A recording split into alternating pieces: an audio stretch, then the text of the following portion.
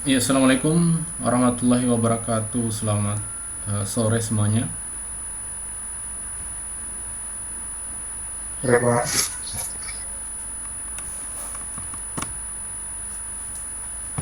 Ya, suara saya bisa didengar ya?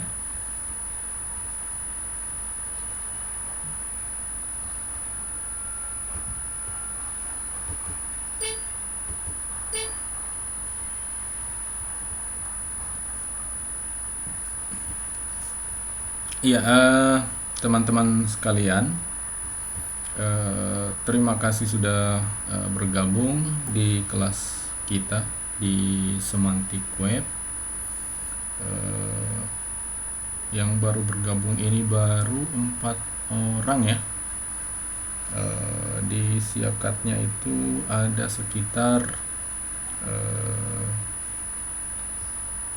10 atau 9 ya, 9 orang kalau tidak salah.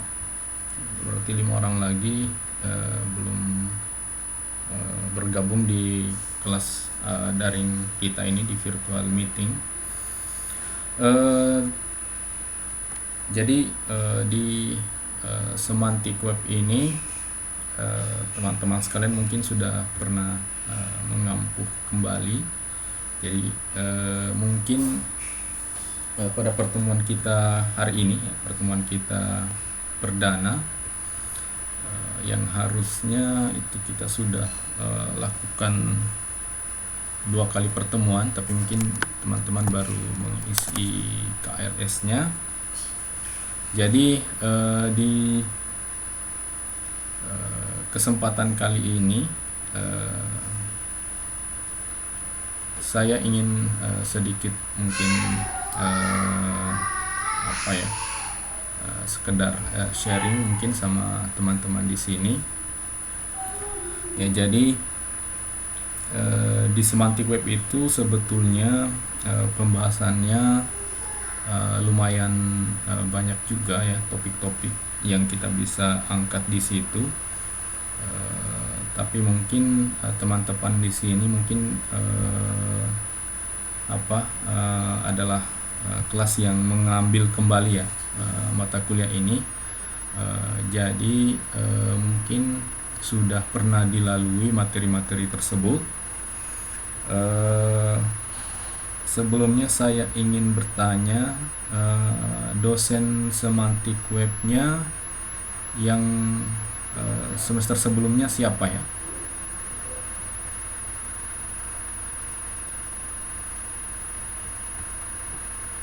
Ada yang bisa bantu jawab? Pak, kalau saya program, Oh, kalau Febriani Madui baru diprogramkan ya?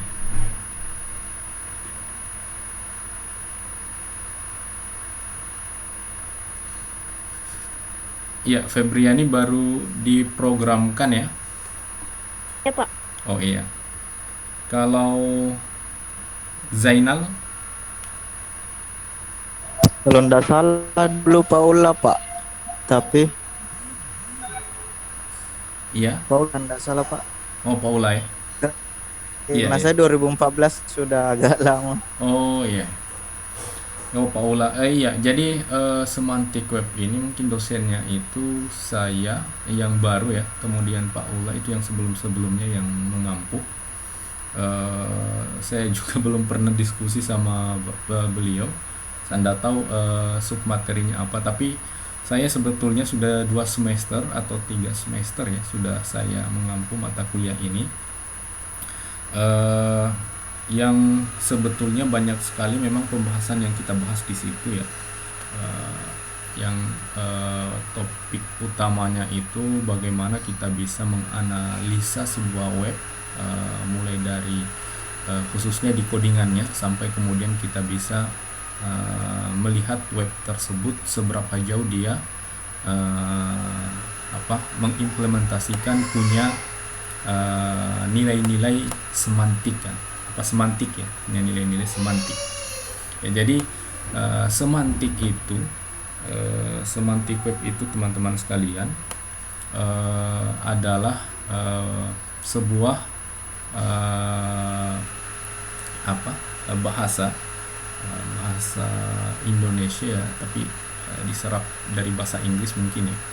Jadi dia artinya itu adalah dia mengerti ya. Jadi arti dari semantik itu dia mengerti apa yang diinginkan oleh manusia. Jadi dia memahami apa yang kita inginkan.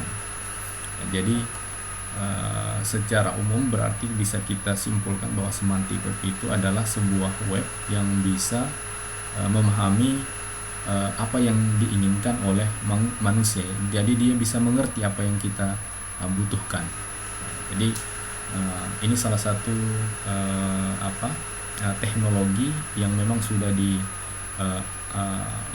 dikembangkan ya, dari pengembangan web saat ini.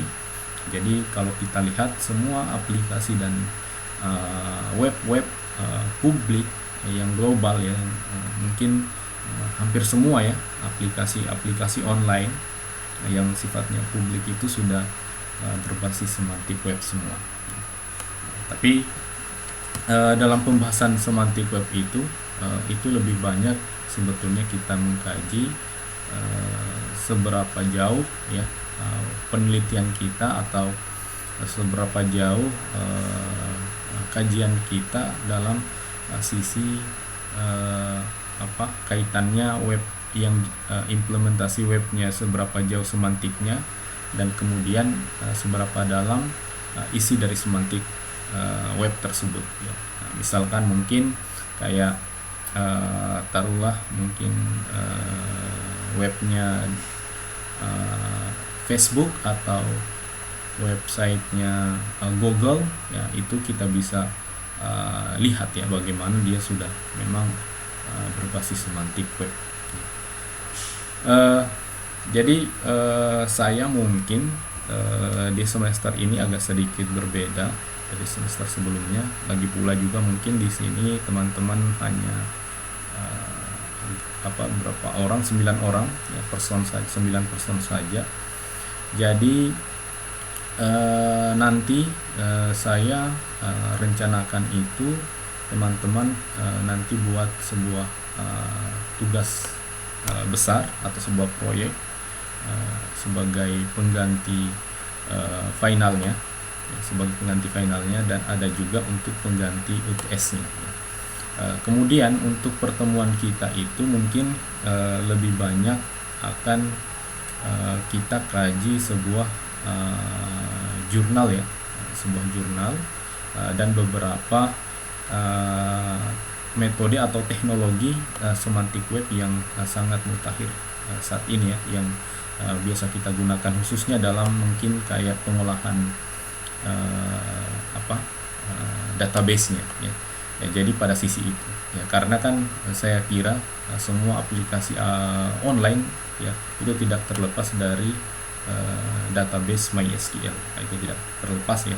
Jadi semua kayak aplikasi-aplikasi publik yang kita akses, yang kita gunakan saat ini, itu tidak terlepas dari hal itu ya, MySQL. Dan nanti kita coba bahas di situ fitur-fitur tersebut, dan mungkin saya pingin sedikit demonstrasikan ya. Saya pingin praktekkan mungkin di sisi source-nya ya. Ada nanti pengolahan khususnya di MySQL itu ada yang disebut dengan UTF ya, disebut dengan UTF. Itu nanti kita coba sedikit saya demokan mungkin sebagai pengetahuan tambahan bagi saya dan bagi teman-teman ya. Tapi pada kesempatan ini saya ingin menyampaikan bahwa saya mungkin akan memberikan sebuah misal tugas besar ya, atau